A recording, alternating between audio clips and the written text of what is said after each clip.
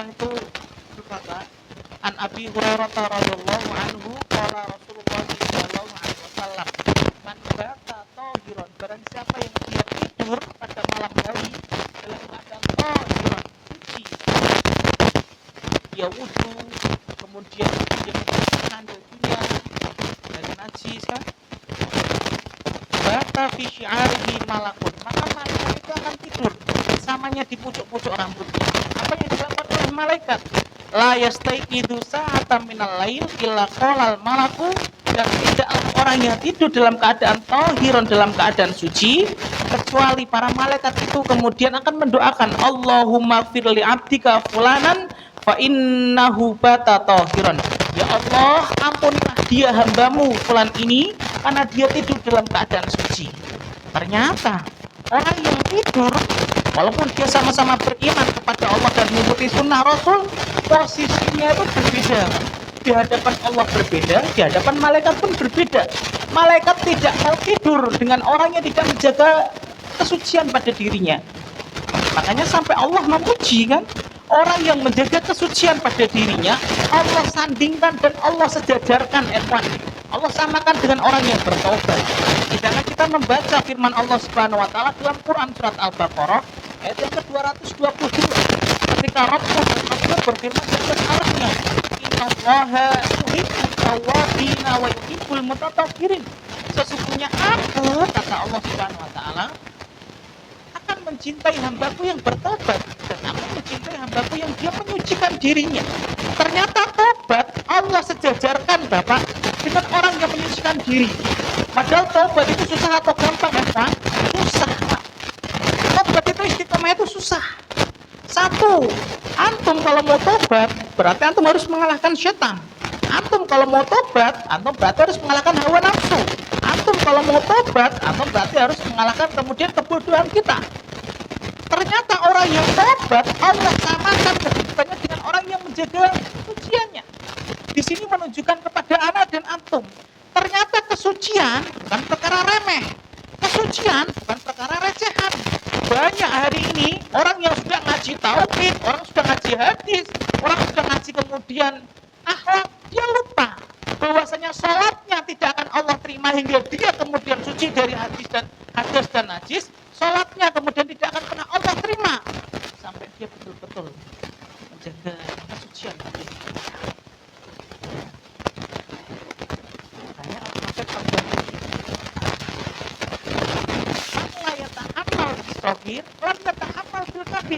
barang siapa yang dia sudah meremehkan sunnah Nabi SAW yang kecil, maka dia susah menanggung sunnah yang besar.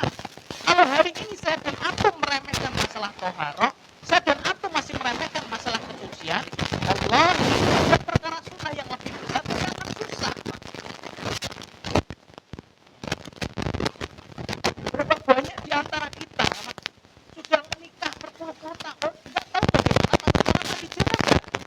Berapa banyak di antara kita tidak tahu ya, ketika pakaiannya terkena najis, pertama mencucinya itu dengan air sabun. Padahal air sabun suci tapi tidak mencucikan.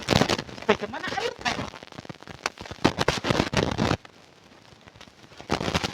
Berapa banyak di antara kita tidak ngerti, Pak. Ketika dia kencing di urinoir, kemudian ternyata urinoir itu tidak sesuai dengan sunnah. Apa urusannya untuk sampai tidak mengatakan dengan sunnah, tidak sesuai dengan sunnah? Satu, urinoir itu kemudian menampakkan kelihatan.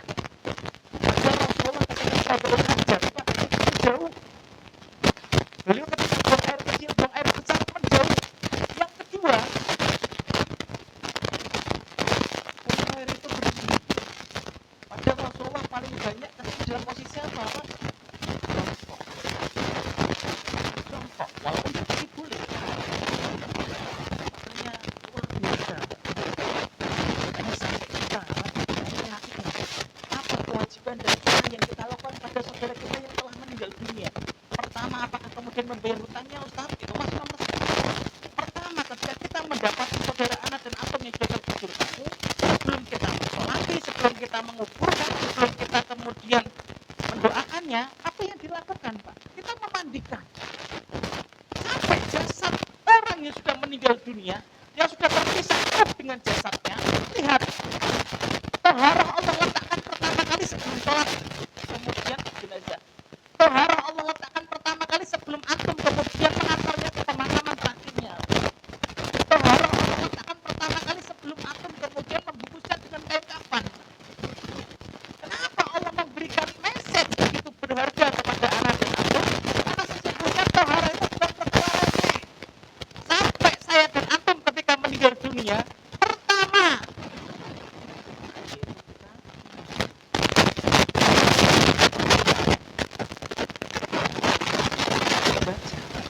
kisah sahabat Hamdalah radhiyallahu anhu. Sahabat yang luar biasa, Pak. Sahabat Hamdalah radhiyallahu anhu, Pak. Satu-satunya manusia di bawah kolong langit di atas muka bumi yang dimandikan oleh ribuan malaikat, Pak, jenazahnya. Sampai mendapatkan gelar, mendapatkan makob ghasilul malaikah. Satu-satunya manusia yang dimandikan oleh malaikat itu Hamdalah radhiyallahu anhu. Kok bisa, Ustaz? Lihat, Pak. Sahabat Hamdalah radhiyallahu anhu, ikhwan, ya, ketika beliau sebelum menyambut panggilan jihad yang datang dari Rasulullah Shallallahu Alaihi Wasallam, sahabat Hamdalah ini mendatangi istrinya dan belum sempat mandi janabah, mandi junub. Setelah mendatangi istrinya, kemudian panggilan jihad itu terdengar sampai ke telinganya Hamdalah radhiyallahu anhu. Hamdalah pun menyambut panggilan jihad yang diserukan oleh Nabi Shallallahu Alaihi Wasallam. Maka ketika di medan jihad, Hamdalah gugur dan syahid. Masya Allah, ada perkara yang menakjubkan di antara para sahabat yang menggotong dan melihat jenazahnya Hamdalah radhiyallahu anhu. Apa? Rambutnya Hamdalah basah, seolah-olah dia itu baru mandi. Kemudian para sahabat yang melihat jenazahnya Hamdalah radhiyallahu anhu kata kepada Nabi, wahai Nabi, ada sesuatu yang mengherankan dari jasadnya syahid Hamdalah radhiyallahu anhu, sahabat kita, Nabi. Saya melihat sahabat yang lain itu ketika meninggal syahid, rambutnya itu biasa, nggak basah, nggak keluar air di sela-sela rambutnya. Tapi pada rambutnya Hamdalah radhiyallahu anhu, kemudian dia ada airnya, seolah termandi pada Rasul. Dan Rasul mengatakan, coba kamu tanya istrinya Hamdalah radhiyallahu anhu. Para jenazah kemudian mengantarkan jenazahnya Hamdalah di rumahnya. Kemudian ditanya, wahai istri Hamdalah, saya melihat suamimu ada kejadian yang menakjubkan bagi kami. Kami mengangkat jenazah sahabat-sahabat yang syahid di medan perang, kemudian tidak ada yang rambutnya itu kemudian basah. Rambutnya semuanya kering, kecuali suamimu Hamdalah radhiyallahu anhu. Apa yang terjadi? Kemudian istrinya menjawab, suamiku Hamdalah radhiyallahu anhu sebelum memenuhi panggilan jihad yang diserukan oleh Nabi Shallallahu Alaihi Wasallam itu baru saja mendatangiku dan belum sempat mandi junub. Maka ketika itu Rasulullah ada di rumahnya Hamdalah, Pak, sambil menunjuk ke langit, dan ribuan malaikat hari ini memandikan jenazahnya Hamdalah radhiyallahu anhu sampai jenazahnya orang yang belum mandi junub, Pak. Allah melalui tangan malaikat di sini menunjukkan kepada anak dan antum bagaimana pentingnya dan urgennya basic taharah, Pak, dalam kehidupan. Sholat kita puluhan tahun tidak akan Allah terima. Walaupun kita khusyuk, walaupun kita hafal beberapa juz dari Al-Quran, ketika kita tidak paham tentang taharah. Kisah yang kedua, Pak, yang menjadikan bagaimana urgensi taharah dalam kehidupan anak dan antum, kisahnya sahabat mulia Bilal bin Rabah radhiyallahu anhu, ikhwan. Bilal bin Rabah, Pak, budak yang pertama masuk Islam siapa, Pak? Bilal bin Rabah radhiyallahu anhu. Ya. Seorang sahabat yang mengumandangkan azan di zaman Nabi siapa, Pak? Bilal bin Rabah radhiyallahu anhu. Seorang sahabat yang di batu di atas mulutnya kemudian mengatakan ahad oleh Umayyah bin Khalaf siapa, Pak? Bilal bin Rabah radhiyallahu anhu. Tapi lihat, Nabi, Pak, pada pagi harinya setelah beliau mimpi pada malam harinya berkata kepada Bilal, ya Bilal, Ini sami'tu dufana alaika fil jannah. Wahai Bilal, aku semalam mendengar terompah sandalmu itu sudah nempel di surganya Allah Subhanahu wa taala. Wa ma amilta fil Islam, apa yang kamu kerjakan dalam Islam wahai Bilal? Sampai Ar-Rahman dan Ar-Rahim itu jatuh cinta kepadamu, jasadmu masih hidup, tapi sandalmu, terompah sandalmu itu sudah nempel di surganya Allah. Ingat jawabannya Bilal. Wa ma amiltu fil Islam ya Rasulullah illa, saya tidak memiliki amalan istimewa oleh Rasul dalam Islam. Bila tidak menyebutkan agama, bila tidak menyebutkan jihad, bila tidak menyebutkan kemudian ketika belum menjadi as-sabiqun al-awwalun dari kalangan budak, belum tidak menyebutkan kemudian perkataan ahad ketika beliau dibantu oleh Umayyah bin Khalaf. Ini saja. Saya tidak memiliki amalan istimewa. Inilah kecuali satu. Saya tidak berhadas, saya kemudian langsung mengambil air wudhu dan saya sholat sunnah 2 rakaat. Itulah yang menjadikan kamu dicintai oleh Allah Subhanahu wa taala. Ternyata persepsi kita mendapatkan surga itu susah. Berapa banyak hari ini orang mempersepsikan, berpikir mendapatkan surga itu susah. Dia harus infak mungkin bermiliar-miliar, tidak. Dia mungkin harus kemudian pergi ke medan jihad, tidak ikhwan. Tapi surganya Allah, Masya Allah. Makanya sampai Allah kan memuji penduduk Kuba, Pak. Ya. Karena penduduk Kuba ini luar biasa menjaga kesucian. Ya. Sampai Allah berfirman dalam Quran surat At-Taubah, fihi rijalun yuhibbuna ayyatatahharu wallahu yuhibbul mutahhirin. Sesungguhnya di dalam penduduk Kuba itu, Pak, ada orang-orang yang ingin menyucikan diri. Ya, selalu menjaga toharohnya, selalu kemudian membersihkan pakaiannya dari najis, kemudian selalu memperhatikan betul kesuciannya selama sehari-hari, Pak. Dan Allah menyukai orang-orang yang suci. Ya. Makanya sampai orang-orang Ansor, Pak, mendapatkan cintanya Allah Subhanahu wa taala, Pak. Kita pernah membaca hadisnya Nabi dari Anas bin Malik ketika Nabi bersabda, ya ma'syaral ansar, wahai penduduk Ansor, innallaha qad athna 'alaikum fit tuhuri, fama tuhurukum. Wahai penduduk Ansor, sesungguhnya Allah telah memuji kalian dalam hal kebersihan. Apa yang kalian lakukan dalam kebersihan itu? Ingat Pak, jawabannya penduduk Ansor. Lalu, wahai Rasul, kami melakukan dan menjaga kebersihan dunia. Apa? Natawaddu lis-shalah. Kami wudu untuk sholat secara sempurna. Natawaddu lis-shalah. Ternyata ibadah yang pertama kali akan dihisab oleh Ar-Rahman dan Ar-Rahim, hubungannya, Pak, interaksinya erat dengan toharoh anak dan anak. Sholat kita bertahun-tahun tidak akan Allah terima, karena sesungguhnya syarat sahnya sholat bukan hanya masuk waktunya saja, syarat sahnya sholat bukan hanya menutup aurat saja, syarat sahnya sholat bukan hanya menghadap kiblat saja, tapi salah satu syarat sahnya sholat bagaimana anak dan aku suci dari najis dan najas. Penduduk Ansor ketika wudu, warna kita silau janabah, dan kami ketika mandi junub setelah mendatangi istri-istri kami, maka kami mandinya dengan sempurna.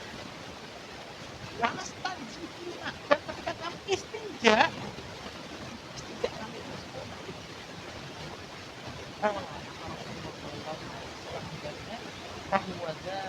Fahuwa dzalika fa'alikum. Itulah yang menjadikan Allah memuji kalian. Ansor, kalian langsung orang-orang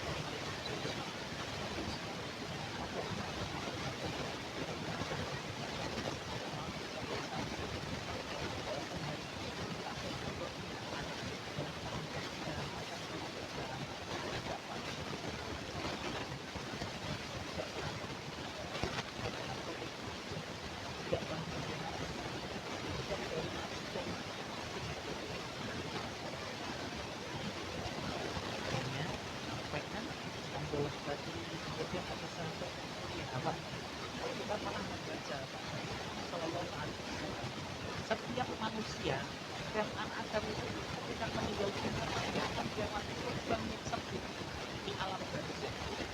Kalau ada orang yang selamat dari lubang yang sempit di alam barzakh,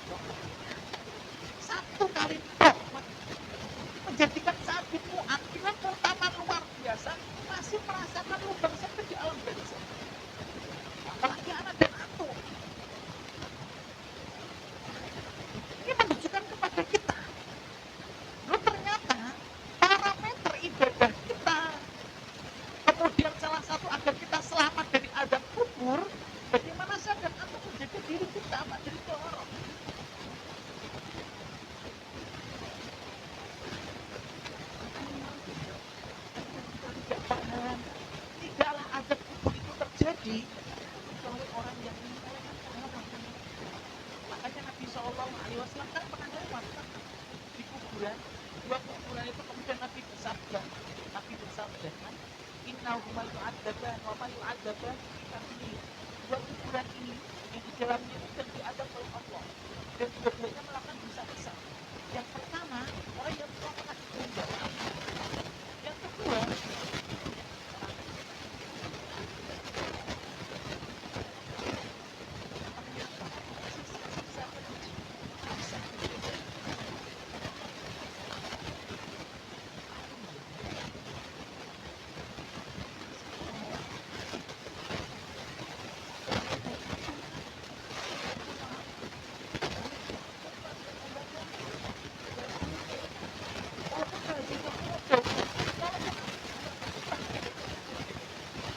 orang kalau nggak paham kan gitu kan Pak, tolak sekali kan sampai ibadah haji, ibadah sholat, sampai kita memegang mushaf kalamnya Allah harus dalam keadaan suci. Lalu kalau kita hari ini nggak memahami ini, Pak, kita akan meremehkan. Berapa banyak kemudian orang yang kencing, Pak, di urinoir itu terkena cipratan air kencingnya. Karena cipratan air kencing itu begitu tipis sekali, Pak. Terkena bajunya sah nggak atau Pak ketika kemudian dipakai untuk sholat? Tidak sah. Makanya saya selalu ikhtiar, Pak, hati-hati. Ketika antum di masjid kantor antum, di masjid dekat komplek antum ya, ketika ada urinoir dan ada toilet, jadikan urinoir itu opsi yang terakhir, Pak. Kenapa Ustaz? Karena tidak sesuai sunnah Nabi. Nabi ketika qadul hajat tertutup dari mata manusia. Nabi ketika qadul hajat, ketika BAB kemudian BAK kan, buang air kecil, Nabi selalu jongkok. Makanya ketika kita opsi yang terakhir mungkin kamar mandi diketok gak keluar orangnya, Pak. Kemudian kita terpaksa kencing di urinoir, untuk hati-hati Bapak ambil air, Pak, kemudian airnya itu kemudian dibasahkan di celana sama baju antum. Takutnya apa? Cipratan. Berapa banyak orang yang bajunya terkena najis, Pak, nyucinya kemudian langsung dengan air sabun. Padahal air sabun sebagaimana air teh. Air teh ini suci atau tidak, Pak? Suci. Loh, kalau nggak suci antum nggak boleh minum, no, Pak, najis, no. Suci, tetapi dia tidak mensucikan sebagaimana air susu. Nah, sama air sabun suci, Pak, tapi tidak mensucikan. Makanya ketika hari ini kan kita memahami toharoh, makanya sampai Syekh bin Baz itu, Pak, Masya Allah kan, ketika kita mencampuri istri kita, Pak, kita mencampur istri saya dan antum, baru istri yang pertama ya, Pak, karena antum nggak berani takut kan, Pak. Istri pertama, Pak, ada 3 keadaan, Pak. Satu, keadaan yang paling afdol. Ketika seorang suami baru mendatangi istrinya, keadaan yang paling Allah cintai satu, langsung mandi junub. Walaupun jam 1:30 malam, Ustaz, walaupun jam 1:30 malam, paling afdol, langsung mandi junub.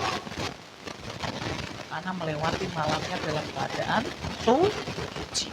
Yang kedua, dalam keadaan sunnah. Ketika dia pada malam hari kemudian dia males mandi junub, maka minimal ambil yang sunnah yang kedua, Pak. Apa? Antum cuci kemaluan kemudian wudu.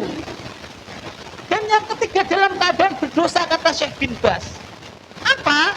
Orang yang sudah mendatangi istrinya kemudian dia langsung tidur melewati malamnya dari jam 1 sampai jam 4 dalam keadaan tidak tohiran. Dalam keadaan dosa. Wujudnya paling jauh dari arsy Allah. Malaikat gak mau kemudian mendoakan dan ikut bersamanya. Dan dia dalam keadaan dosa melewati malamnya. Tidak kemudian dalam keadaan suci. Apalagi bangunnya subuhnya 6:30 kan, Pak. Baru istri pertama kan, malam pertama udah 6:30, Pak. Terus istri yang kedua ya Pak Ijen. Perhatikan, Islam itu detail. Sebelum Barat mengajarkan kebersihan, Islam mengajarkan kesucian. Karena bersih belum tentu suci, dan yang kotor belum tentu najis. Kok bisa, Ustaz? Nanti kita jelaskan. Ya. Makanya kita pahami betul setelah kita mendatangi istri yang pertama, istri yang kedua, istri yang ketiga, dan maksimal istri yang keempat, itu langsung mandi. Itu paling dicintai oleh Allah. Bagaimana sahabat Bilal ketika hadas, Pak, langsung wudhu. Berat atau susah, Pak? Susah. Kita udah wudhu sekarang jam 11 malam, kemudian Pak prep gitu. Wudhu lagi atau tidak usah, lah itu kan hadas, Pak. Yang wudhu, walaupun Pak prep kan Pak harus makan jengkol kan.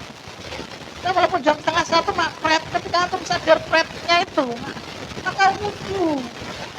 Makanya Masya Allah terompahnya Bilal sudah nempel di surganya Allah walaupun jasadnya masih di dunia. Ini kita harus memahami ya.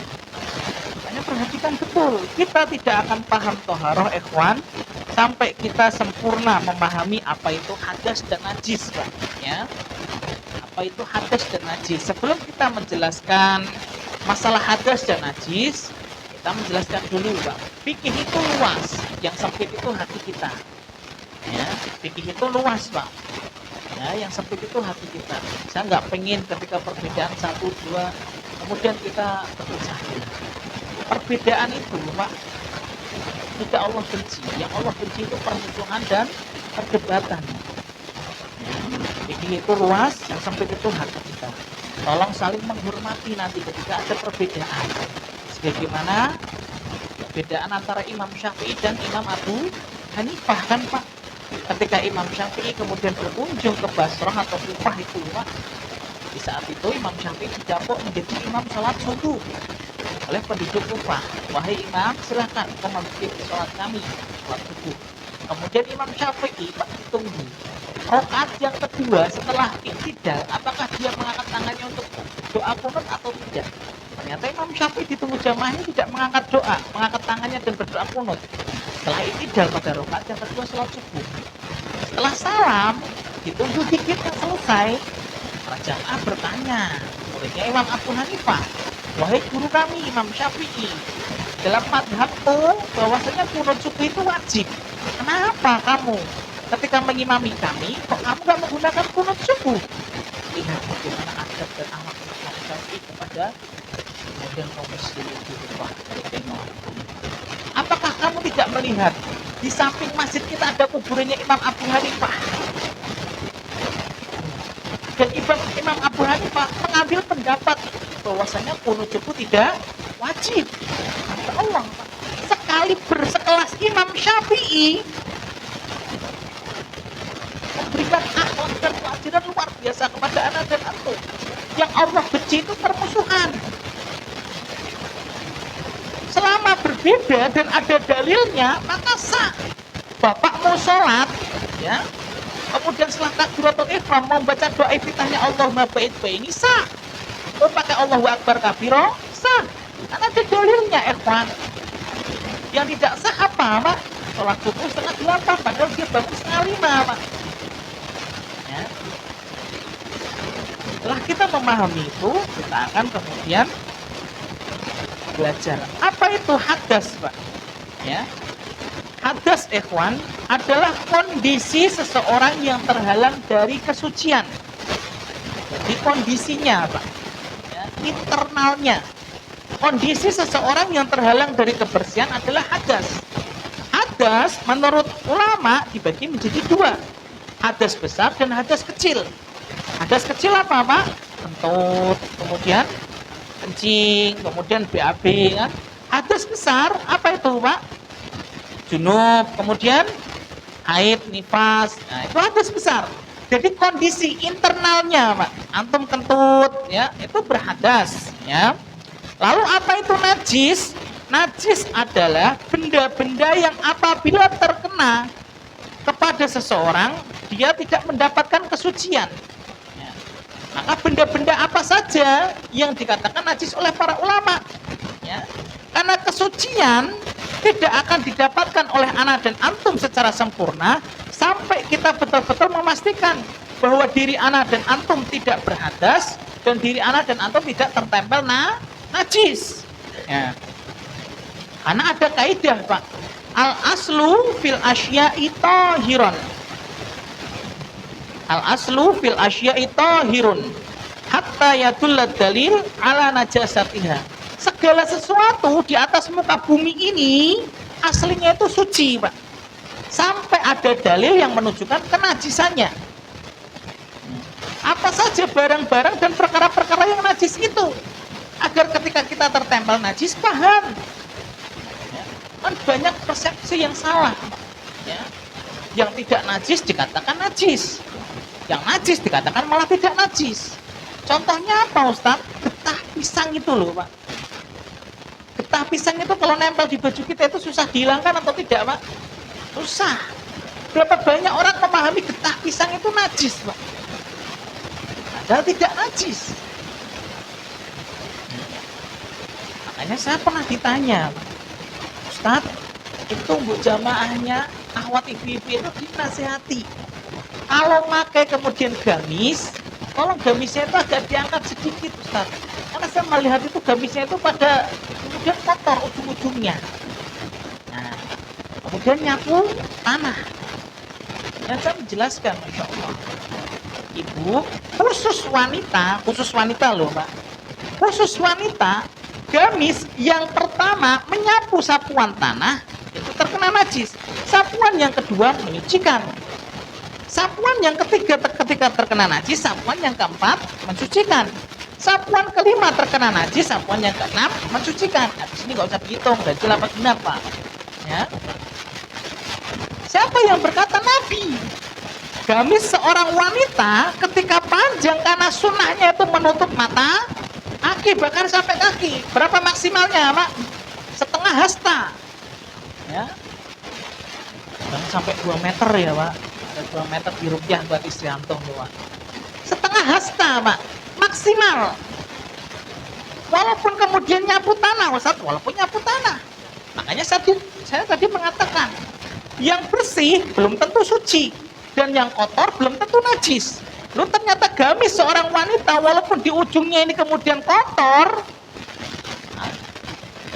tapi itu suci, Pak. Dan ini hanya berlaku bagi wanita, bagi akhwat.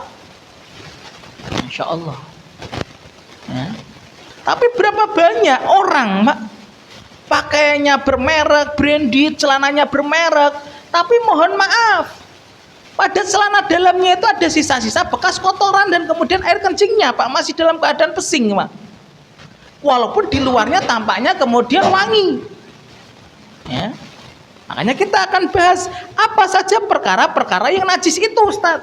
Agar ketika saya dan antum terkena nempel najis pada badan dan baju kita, kita tahu itu najis dan kita paham cara membersihkannya.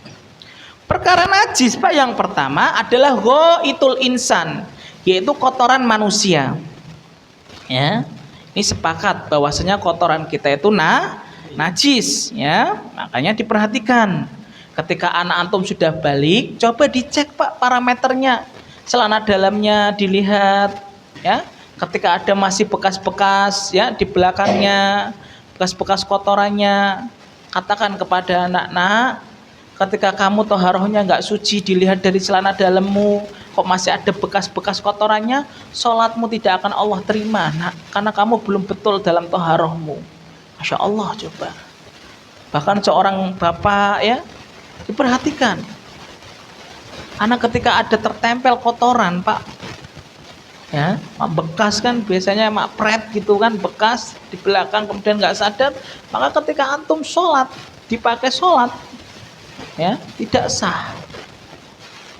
Makanya perhatikan betul. Barat, Pak, hari ini hanya menekankan kebersihan.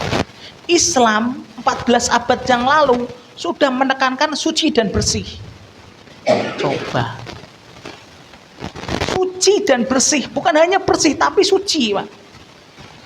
Ya.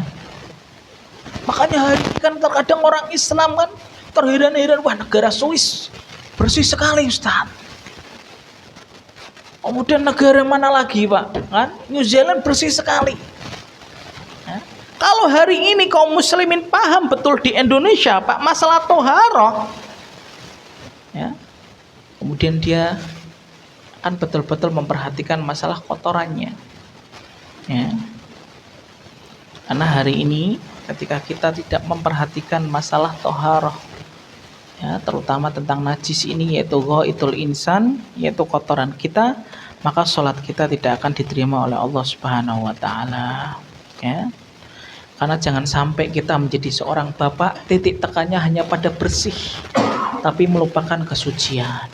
Berapa banyak di antara kita, Pak, titik tekan pada anak kita, nak, bajumu yang bersih ya nak, celanamu yang bersih, tapi tidak pernah memperhatikan titik tekannya pada kesucian dan kebersihan kesucian itu, Pak, ya. Makanya kadang-kadang dicek itu, Pak, celana dalamnya anak kita. Jangan sampai kan kita kemudian masih hidup, kita hanya fokus ngejar digit nominal gaji.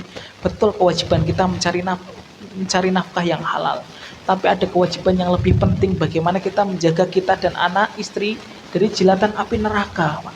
Terkadang bapak tidak memperhatikan masalah toharoh, kan? Ketika mengangkat celana dalam anaknya kok masih ada sisa-sisa kotorannya, ya. Tolong setelah belajar toharoh, ternyata hamba yang Allah cintai bukan hanya mereka yang bertobat. Hamba yang Allah cintai bukan hanya mereka yang berbakti pada ibu dan bapaknya. Hamba yang Allah cintai bukan hanya mereka yang membantu saudaranya. Tapi salah satu karakteristik hamba yang Allah cintai di bawah kolong langit, di atas muka bumi, adalah mereka yang betul-betul menjaga toharoh pada diri, badan, dan anggota tubuhnya, Pak, ya. Memperhatikan betul, ya. Makanya kan pernah ada hadis Nabi SAW, kelak nanti pada penegakan mizan di hari akhirat, Pak, ada orang yang sholat selama 60 tahun, sholatnya tidak diterima oleh Allah Subhanahu wa Ta'ala, ya. Mungkin salah satu sebabnya bukan hanya salah niatnya saja, Pak. Mungkin salah satu sebabnya mungkin kurang khusyuknya saja. Tapi salah satu sebabnya yang paling fundamental dan basic adalah ketika dia tidak memahami toharoh. Karena seluruh amalan yang penting, Pak, ada hubungan eratnya dengan toharoh. Umroh antum, haji antum, kan? Sholat antum, bacaan Quran antum, insyaallah, tidur antum, posisi antum ketika taklim sama-sama seperti ini, itu berbeda nanti dicatat oleh malaikat raqib ketika dilaporkan kepada Allah waktu hari Senin dan Kamis. Ternyata Allah membedakan, ya. Itulah yang pertama. Makanya ghaitul insan adalah perkara najis. Kemudian yang kedua apa, Pak? Yang kedua adalah baul. Apa itu baul? Air kencing. Hati-hati loh, Pak. Sisa-sisa air kencing itu nama lainnya adalah azab kubur, ya. Makanya hati-hati, perhatikan betul air kencing kita. Kenapa dikatakan najis, Ustadz? Karena sesungguhnya Nabi SAW pernah bersabda, ketika ada Arab Badui yang kemudian datang ke Masjid Nabawi, kemudian dia kencing, kan? Kemudian Nabi, lihat bagaimana adabnya Nabi, Pak. Nabi membiarkan Arab Badui itu sampai selesai kencingnya, ya. Para sahabat sudah menghunuskan pedang. Oh, kurang ajar ini. Masjid Nabawi yang saat itu tidaklah beralas kecuali dengan tanah, dikencingi oleh Arab Badui. Tapi lihat bagaimana akhlaknya Nabi. Nabi begitu baik, Pak, kepada pelaku dosa besar. Kencing di masjid dosa besar atau tidak, Pak? Dosa besar, no, Pak D, ya. Masjid rumahnya Allah dikencingi, Pak. Tapi lihat akhlaknya Nabi. Nabi kemudian membiarkan Arab Badui ini sampai selesai kencing. Kemudian Nabi meminta 1 ember kepada para sahabat. 1 ember ini diisi dengan air suci dan mensucikan, air yang putih itu, Pak, ya. Kemudian diguyurkan, ya. Diguyurkan bekas sisa-sisa kencing Arab Badui ini. Apa faedah yang kita ambil dari hadis ini? Satu, ternyata Nabi memberikan pesan kepada kita, berilah kemudian udzur dan akhlak yang baik kepada pelaku besar, ya. Masya Allah, Nabi begitu luar biasa, Pak. Pemilik sunnah, yang memiliki legalitas sunnah itu Nabi, Pak. Berapa banyak hari ini lisan kita kemudian mudah menyalahkan saudara kita, Pak. Dia tidak paham, terus kita menghujatnya, memvonisnya, Pak. Lu sunnah mana yang kita ikuti? Nabiku dan nabimu masih baik, Pak, kepada pelaku dosa besar. Arab Badui kencing di masjid Nabi, Pak. Nabi masih hidup, Nabi melihat sahabat yang saat itu menggotong pedang, Pak, menghunuskan pedangnya. Hei, Masjid ini loh dikencingi. Nabi kemudian mengencangkan dakhu, biarkan, jangan diganggu kencingnya. Kenapa? Kalau kencingnya diganggu malah kencingnya kemana-mana, Pak. Masya Allah. Contoh yang lain bagaimana akhlaknya Nabi, lihat Pak. Ketika ada sahabat yang bernama Abu Bakrah, Pak. Arhamukallah. Ketika ada sahabat yang bernama Abu Bakrah, Pak. Abu Bakrah ini, Pak, Masya Allah, sholat, ya, karena beliau tidak mau ketinggalan 1 rakaat bersama imam. Abu Bakrah ini rukuk, Pak. Ketika imamnya setelah membaca surat, ya, setelah Al-Fatihah membaca surat, rukuk kan. Abu Bakrah itu pengen mendapatkan 1 rakaat kan. Dia rukuk, Pak, tapi rukuknya bukan di dalam masjid, di dekat rumahnya, masih di jalan. Ya, kemudian ketika selesai sholat, ya, Nabi kemudian bertanya, diberitahu oleh malaikat Jibril, wahai Muhammad, ada sahabatmu tadi yang rukuk sambil berjalan masuk ke masjid karena pengen mendapatkan 1 rakaat bersamamu. Nabi kemudian bertanya, siapa tadi yang rukuk sambil berjalan masuk ke masjid? Karena sahabat Nabi orang yang jujur ngaku, Pak, ya, ana ya Rasulullah, saya Abi Bakrah wahai Rasul. Rasulullah menghujatnya, enggak. Rasulullah kemudian mengatakan, anta tuh khalifus sunnah, kamu menyelisih sunnah. Tidak, Pak. Rasulullah Masya Allah mendoakan, zadakallahu khirson, semoga Allah menambah semangat kebaikan kepadamu ya Abi Bakrah. Insya Allah. Lalu Rasul menambahkan, wala tu'id, dan jangan kamu ulangi. Coba, Pak, akhlaknya Nabi, ya. Yang lain Ustadz, bagaimana kisahnya seorang sahabat, Pak, yang mencampuri istrinya di siang hari pada bulan Ramadan. Ketika sahabat itu berkata kepada Rasulullah, celaka ini saya Rasulullah, celaka, halak tuh ya Rasulullah, celaka saya Rasulullah. Kenapa kamu celaka? Ini waqatu imro'ati baina nahari Ramadan. Aku mencampuri istriku wahai Rasul di siang hari bulan Ramadan. Rasulullah kemudian menghujatnya, mbok sabar, beberapa jam lagi kan kemudian maghrib, nanti habis maghrib memang nggak bisa. Rasulullah nggak mengatakan itu, Pak. Ya sudah, kalau kamu sudah mencampuri istrimu, maka kamu harus membayar kafarat. Kafarat yang pertama, kamu puasa 2 bulan berturut-turut. Belum dijalani, Mak, sama sahabat ini berkata, ya Rasulullah, saya tidak mampu ya Rasulullah, sehari saja jebol, apalagi 2 bulan berturut-turut wahai Rasul. Rasulullah tidak menghujat, Pak. Rasulullah memberikan opsi yang kedua, kamu membebaskan budak ya. Saya nggak punya uang wahai Rasul. Belum dijalani sudah bilang nggak punya uang wahai Rasul.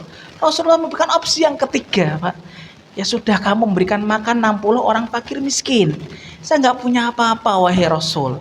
Akhirnya Rasulullah, Pak, ngambil kurma di rumahnya, kemudian diberikan, ini bagikan kepada tetanggamu yang kurang mampu. Sahabat itu masih bisa ngomong, Pak, emang ada yang lebih membutuhkan daripada saya wahai Rasul? Ya sudah, buat kamu saja kurma ajwanya. Ajwa betul ini, Pak, coba. Ya sudah, buat kamu saja. Rasulullah akhlaknya luar biasa. Makanya saya pengen saya dan antum ketika belajar, jangan sampai ilmu kita kemudian tidak bermanfaat, menghujat, gampang memvonis, gampang mencela ketika berbeda 1-2.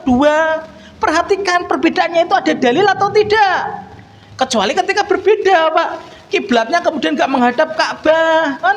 Sholat subuhnya ditambah jadi 3 rakaat, rukun imannya ditambah menjadi 7, rukun Islamnya ditambah menjadi 6.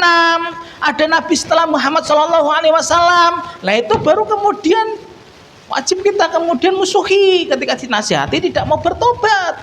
Lo ini masih sama-sama menghadap kiblat, imannya juga masih kepada Allah, kepada Rasul, rukun Islamnya sama, rukun imannya sama, berbeda hanya masalah fikih. Kok dia bermusuhan? Wallahi dia tidak membaca hadis tentang kencingnya Arab Badui ini, Pak, ya. Tidak membaca hadis tentang kencingnya Arab Badui. Berarti masalah toharohnya belum lulus, ikhwan. Nabi membiarkan Arab Badui sampai selesai kencing. Nabi meminta air yang di ember itu kemudian diguyurkan, ya. Yang pertama, Pak, ya, faedah yang bisa kita ambil. Yang kedua, ternyata air kencing itu najis, ya. Berbeda dengan khomer, Pak, ya. Khomer itu najis atau tidak, Pak? Berbeda pendapat para ulama. Khomer, Masya Allah, ketika Allah menetapkan haramnya khomer dengan 4 tahapan, Pak. Masya Allah ya. Allah begitu rahimnya kepada kita, Pak. Khomer itu diharamkan secara mutlak itu melalui 4 tahapan. Karena yang pertama khomer itu halal. Yang kedua kemudian khomer itu banyak mandorotnya. Yang ketiga, jangan sekali-kali kamu ketika mendekati sholat dalam keadaan mabuk. Baru kemudian turun surat Al-Maidah ayat yang ke-90 kan, tentang khomer ya. Ternyata Pak, lihat, ketika pensyariatan khomer maksimal dengan turunnya surat Al-Maidah itu, maka lihat, para sahabat yang memiliki khomer di rumahnya, para sahabat menuangkan ke jalan, Pak. Tapi lihat, apakah ketika jalan-jalan Madinah itu basah dengan air khomer, bukan dengan air hujan loh Pak, basah dengan air khomer, Rasulullah kemudian meminta mereka mengguyurkan air, Pak? Tidak. Di situ menjadikan kita paham, ternyata khomer itu yang najis adalah meminumnya. Tapi kemudian ketika tidak diminum, maka dia tidak najis. Ya. Karena apa? Ketika khomer diharamkan oleh Allah Subhanahu wa taala, Nabi tidak kemudian memerintahkan kota Madinah yang basah dengan air khomer itu tidak diguyur dengan air. Tapi ada yang mengatakan khomer itu najis, Ustaz. Siapa? Syekh Al-Albani. Ya, khomer itu najis. Makanya tadi kembali ke pertama, fikih itu luas, yang sempit hati kita. Berarti antum ketika beli minyak wangi, ya, kemudian tercampur, ya. Ketika antum mengambil pendapat yang pertama tadi, bahwasanya tidak najis ketika tidak kita minum, ya, maka boleh dipakai untuk sholat. Tapi ketika antum mengambil pendapat yang najis, maka tidak boleh, Pak. Ya. Karena hari ini banyak, Pak, orang yang tidak memperhatikan, ya, beli obat itu tidak ngecek ada etanolnya atau tidak, ya. Diingat Pak, kesehatan itu bukan tujuan utama. Sehat itu hanya wasilah. Letakkan akidah pada kesehatan, Pak. Jangan sampai akidah antum hanya antum bawa ke masjid dan ke rumah saja. Tapi akidah itu diletakkan pada kemudian kesehatan. Lihat kisahnya Urwah bin Zubair, Pak. Ketika Urwah bin Zubair pengen diamputasi oleh seorang tabib, Pak. Urwah bin Zubair itu kakinya itu kemudian sakit parah pengen diamputasi, Pak. Sang tabib menawarkan arak, khomer. Ini minum loh, Urwah. Biar kamu ketika nanti aku potong kakimu, kamu tidak rasa. Urwah bin Zubair kemudian menampiknya, Pak.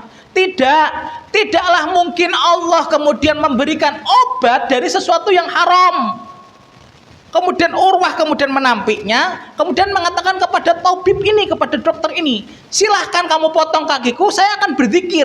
Ketika Urwah bin Zubair itu berzikir, Pak, tabib itu memotong kakinya Urwah bin Zubair. Kapan Urwah bin Zubair itu kemudian pingsan? Ketika dia disiram kakinya dengan air panas, Pak, baru kerasa sakitnya. Urwah bin Zubair seketika itu pingsan. Masya Allah, para sahabat komitmen betul, Pak. Ketika berobat tidak menggunakan sesuatu yang haram. Padahal boleh tidak Urwah bin Zubair kemudian minum khamar waktu itu, Pak? Boleh, darurah, belum ada bius, Pak. Tapi Masya Allah, sahabat Urwah bin Zubair meletakkan akidah itu pada kesehatan. Ya, perhatikan betul, Pak. Karena hari ini kita terkadang kan tidak memperhatikan obatnya, ada etanolnya atau tidak, kan? Sampai diminum, padahal banyak, Pak. Dulu kan pada tahun 90-an, Pak, pernah viral kan, kalau kamu sakit gula, sakit diabetes, minumlah air kencing setiap pagi. Kan pernah dengar kan, Pak? Tidak mungkin Allah memberikan syifa, obat dari sesuatu yang haram dan najis, Pak. Ingat itu, Pak. Mustahil, bagaimana Allah yang memberikan penyakit memberikan obatnya itu dengan sesuatu yang kontradiktif, Pak. Kemudian suruh minum air kencingnya setiap pagi, air kencing itu najis. Insya Allah. Makanya perhatikan betul, cek parameternya itu celana anak kita, Pak. Ya. Makanya sebagai penutup pada kajian siang pagi hari ini ada kisah yang luar biasa, Pak. Ada seorang wanita yang tidak beriman kepada Allah masuk Islam itu gara-gara air kencing, Pak. Masa Ustaz? Iya.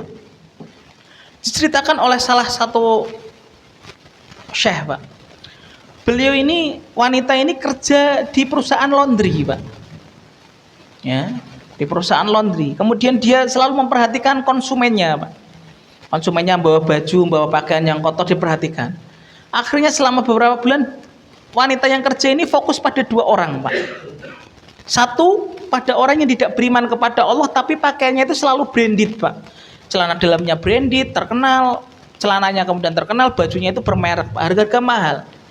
Tapi ketika dia mengangkat celana dalamnya pengen dimasukkan ke mesin cuci, selalu ada sisa-sisa bekas kotoran dan bau pesing di celana dalamnya. Yang kedua, perhatian menarik dari wanita yang tidak beriman kepada Allah ini kepada seorang muslim, Pak. Pakaiannya itu sederhana, tidak ada yang bermerek, tidak ada yang branded, tidak ada yang mahal. Tapi yang menarik, ketika dia angkat celana dalamnya pengen dimasukkan ke mesin cuci, itu selalu bersih dan tidak ada sisa-sisa bekas kotoran dan air kencingnya, Pak.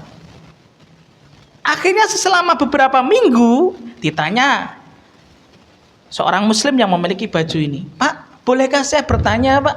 Oh iya, Mbak, ada apa ya dengan pakaian saya? Apa yang ada yang bermasalah, Mbak? Tidak, Pak, saya tuh tertarik dengan pakaian Bapak, bukan karena pakaian Bapaknya bermerek, tidak. Tapi ada satu peristiwa yang menarik bagi saya. Banyak konsumen saya, Pak, pakaiannya itu bermerek dan branded, Pak, terkenal. Tapi saya ketika mengangkat celana dalamnya selalu bau pesing, Pak, dan kemudian terkena sisa-sisa kotorannya. Tapi ketika saya mengangkat celana dalamnya Bapak, ketika pengen saya masukkan ke mesin cuci, celana dalamnya Bapak itu tidak pernah bau pesing dan tidak ada bekas sisa kotoran Bapak. Apa sebabnya dan apa kemudian tipsnya, Pak? Lihat jawaban orang muslim ini, Pak. Mbak, agama saya yang saya beriman kepada Allah dan mengikuti sunnah Rasul, itu titik tekannya bukan hanya kebersihan, tapi titik tekannya juga pada kesucian. Sholat saya yang merupakan ibadah fundamental yang paling utama setelah syahadat tidak akan diterima oleh Rabbku sampai seluruh badanku dan pakaianku itu bersih suci, Mbak. Kemudian wanita itu, Pak, tidak berpikir lama. Masya Allah, ya ada ajaran agama yang kemudian memperhatikan betul sampai masalah air kencing, sampai masalah kemudian qadhaul hajat, buang air besar, itu diperhatikan. Akhirnya wanita ini kemudian masuk Islam, Pak. Lo bisa jadi air kencing saya dan antum. Ketika Bapak kemudian masih jomblo ini, mas-masnya kan, laundry, Pak, bisa menjadi sebab hidayah orang. Ya. Ketika negara kita kemudian memperhatikan kemudian toharoh, Pak, Bantar Gebang itu setiap hari nggak ada 10.000 ton sampah. Ya. Kita kemudian tidak ada kemudian problem dalam masalah kesucian, Pak. Ya. Makanya perhatikan betul, ya. Marilah kita betul-betul memperhatikan, karena sesungguhnya salah satu karakteristik hamba yang Allah cintai adalah mereka orang-orang yang menjaga kesucian pada diri, pakaian, badan, dan tempat sholatnya. Semoga kita termasuk orang-orang yang menjaga kesucian pada diri kita, dan kita kemudian bertaubat ketika dulunya kita tidak pernah perhatian. Yang penting bukan hanya akidah, yang penting bukan hanya hadis, yang penting bukan hanya tazkiyatun nafas, tapi yang penting bagaimana kita mencari ridhonya Allah. Sebagaimana Bilal mendapatkan ridhonya Allah ketika beliau berhadas, beliau menjaga wudunya. Sebagaimana Hamdulillah, Pak, dimandikan oleh ribuan malaikat. Karena Masya Allah, beliau ketika meninggal mati syahid, beliau belum sempat mandi junub dan malaikatnya Allah memandikan, ribuan malaikat memandikan jenazahnya. Alhamdulillah. Sampai saya dan antum ketika meninggal dunia, yang kita butuhkan bukan hanya kemudian kain kafan saja, yang kita butuhkan tidak kemudian kendaraan mewah, Pak, tapi yang kita butuhkan bagaimana anak-anak kita, istri kita bisa memandikan kita dengan mandi jenazah yang baik dan sempurna. Ternyata toharoh bukan masalah hanya, toharoh bukan masalah ringan, toharoh masalah berat. Sampai azab kubur, siksa kubur bisa menimpa kepada seseorang ketika dia kemudian tidak sempurna dalam masalah istinjanya. Orang kencing nggak cebok kan? Hari ini kan lihat, Pak, ya, di kamar mandi, di toilet disediakannya bukan air, Pak, tisu. Tisu itu kemudian membersihkan tapi tidak mensucikan. Kalau antum tidak memiliki ilmu nggak tahu. Orang kencing di urinoir kemudian terkena cipratannya, dibuat sholat Jumat, dibuat sholat subuh, nggak tahu dia, nggak sadar. Ya, insya Allah. Setelah antum paham ini, tolong jadikan betul toharoh menjadi basic dalam kehidupan kita. Yang ketiga, keempat, kelima sampai ke-11 perkara najis apa saja kita lanjutkan pada pertemuan yang akan datang. Sebelum ditutup ada yang didiskusikan, Pak? Ya, silahkan. Waalaikumsalam warahmatullahi wabarakatuh.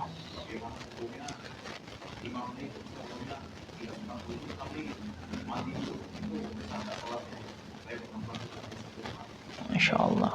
Mandinya mandi apa? Mandi biasa. Ya. Tidak sah sholat seseorang, Pak, sampai dia kemudian berwudu. Ya. Ketika antum kemudian pernah melalaikan, silahkan diqadha sholatnya. Setelah tersampaikannya ilmu kepada antum. Ya. Dilihat syarat sahnya sholat adalah suci dari hadas. Mandi itu, Pak, ketika antum kemudian mandinya junub, itu sudah ada wudunya kan, Pak? Nah, saya tanya makanya mandinya mandi apa dulu? Kalau mandinya biasa ada wudunya atau tidak, Bapak? Tidak ada. Berarti wallahu alam, sudah jelas, ya, maka wajib mengqadha sholatnya. Ya, jadi misalkan sholat apa? Ya, Masya Allah, berarti Rahman dan Rahimnya Allah menggerakkan hati antum ke sini, Bapak. Ya, mendapatkan satu faedah ilmu kan. Ketika antum mandinya mandi junub, sudah ada wudunya. Ya, ketika antum kemudian belum kentut, ya, dari rumah ke sini, maka tidak harus wudu kan. Ya.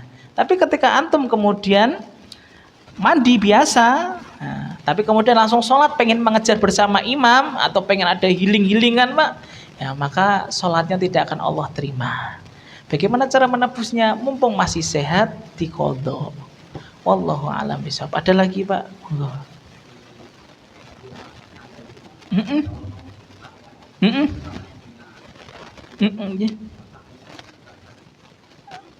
Ayo.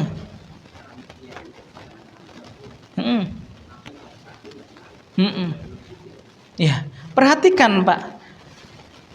Cucian yang pertama harus dengan air yang suci, mensucikan air putih, Pak. Air putih ini bisa menjadi suci dan tidak mensucikan ketika satu, berubah warna, berubah rasa, dan berubah baunya. Contoh, ini dibikin teh ini dibikin dari air apa, Pak? Putih kan, berubah menjadi warna coklat. Ada rasa manisnya, baunya berbeda. Maka suci tapi tidak mensucikan. Maka bagaimana? Tolong di akhir, ya, sudah ketika bersih betul sabunnya, di akhir kucekan yang terakhir tolong dengan air yang suci dan mensucikan. Nah, dibilasnya tapi jangan sampai kecampuran sabun, Pak. Ya. Ketika sudah terlanjur, tapi lebih afdolnya untuk ihtiyat, kehati-hatian kita, karena seluruh ibadah, ya, umroh, haji, apalagi antum ketika sholat 5 waktu, pasti kewajiban kita bagi laki-laki tidak ada masa cuti kecuali meninggal dunia, ya. Maka perhatikan, kalau sudah lupa, misalkan langsung sabun, makanya terjadi banyak di masyarakat. Dia kemudian nguceknya masih ada sisa-sisa sabunnya. Air putihnya itu kemudian bercampur dengan sabun, Mbak. Ya, kan berubah warnanya, rasanya, kemudian baunya kan biasanya masih ada. Makanya saya menekankan, Bapak ketika sudah paham, Mi, Bu, tolong yang pertama kali jangan langsung dengan air sabun, tapi yang pertama kali, Mi, Bu, Bun, kalau nyuci dengan air yang suci dan mensucikan. Kenapa, Bi? Karena air sabun itu hanya membersihkan, najisnya tidak hilang pada pakaian kita, anak kita, istri kita, kemudian anak kita, kan, diri kita sendiri kan, Pak. Ya, makanya tolong ketika pertama dengan air sabun, tolong yang terakhir membilahnya betul-betul air yang suci dan mensucikan, agar kemudian najis yang masih tertempel bisa hilang. Wallahu a'lam bishawab. Ya, Pak.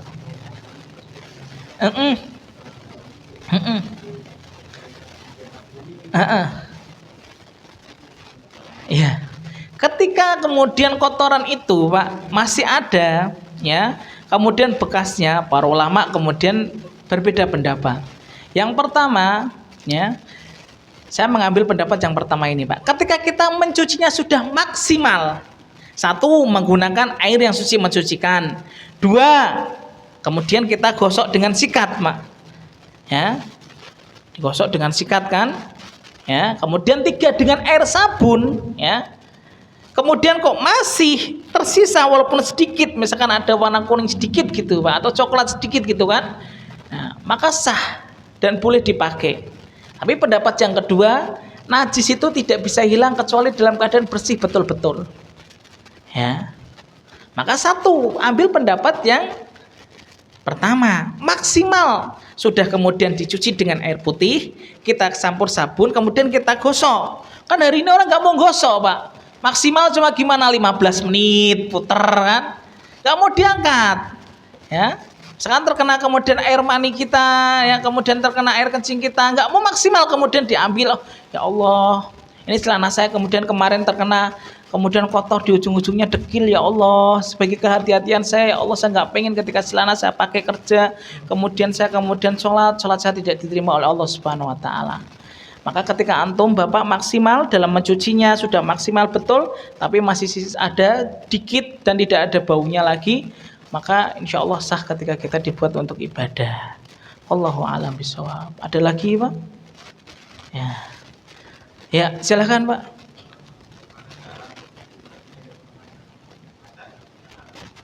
Bagaimana cara bersuci bagi orang yang cacat? Bersucinya wudu Pak. Ya. Ketika orang yang cacatnya misalkan tangan Pak, ya kita ya harus diusap aja Pak dari sini sampai sini. Ya, tetap diusap. Nah, walaupun beliau misalkan qadarullah tangannya kemudian diamputasi hilang, tetap diusap. Karena salah satu rukun wudunya kan kemudian diikutin, tata cara wudunya diikutin. Walaupun sudah tidak ada bagiannya Ustaz, walaupun sudah tidak ada bagiannya, ya, tetap diusap Pak, ya. Karena misalkan wudu kan jangan sampai kemudian misalkan bibirnya kemudian dijahit kan Pak, nah, qadarullah dijahit kemudian dia tidak basuh muka kan bisa. Makanya insya Allah tata cara wudhu saja dibahas dalam Islam. Makanya ketika cacat kaki kita tetap kita basuh Pak, ya. Sebagaimana ketika orang sholat kan, ketika dia tidak mampu untuk berdiri maka duduk kan Pak, nah, maka dia sholatnya seolah-olah berdiri kan, dan kereta kan, masya Allah seperti itu. Wallahu a'lam bishawab. Maka tetap diusap sebagaimana dia dulu ketika sebelum kemudian cacat. Ya, tapi ketika cacatnya sejak bayi, maka tetap disamakan. Wudunya bagaimana sudah dijelaskan oleh Allah dan Nabi, ya. Dijelaskan oleh Allah dalam Quran surat Al-Maidah ayat yang ke-6 dan dijelaskan oleh hadis Nabi Shallallahu alaihi wasallam. Tetap kemudian dibasuhi dengan air, ya. Wallahu a'lam bishawab. Ada lagi, Pak? Ya, untuk adab-adab berwudu dan tata cara kemudian mandi janabah, insya Allah kita akan bahas pada pertemuan yang akan datang. Dari perkara najis yang pertama tadi kotoran manusia, yang kedua apa Pak? Air kencing. Hati-hati Pak, dua ini bisa menyebabkan adab kubur dan seluruh ibadah fundamental kita, rukun Islam kita tidak diterima oleh Allah Subhanahu Wa Taala. Ya, ternyata luar biasa perhatian Allah. Ya, makanya setelah wudhu kan doanya Allahumma ja'alni minat tawwabin wa ja'alni minal mutatahhirin. Wallahu alam bisawab. Semoga Allah senantiasa membimbing kita dalam setiap kebaikan, kita kemudian maksimal dalam taharah sebagaimana sahabat Bilal mendapatkan cintanya Ar-Rahman dan Ar-Rahim, menjadi karakteristik hamba yang Allah cintai karena beliau ketika kentut, ketika kemudian berhadas, kemudian junub, beliau langsung kemudian bersuci dan kemudian beliau memaksimalkan dengan sholat sunnah 2 rakaat. Wallahu alam bisawab. Subhanakallahumma wa bihamdika asyhadu an la ilaha illa anta astaghfiruka wa atubu ilaik. Assalamualaikum warahmatullahi wabarakatuh.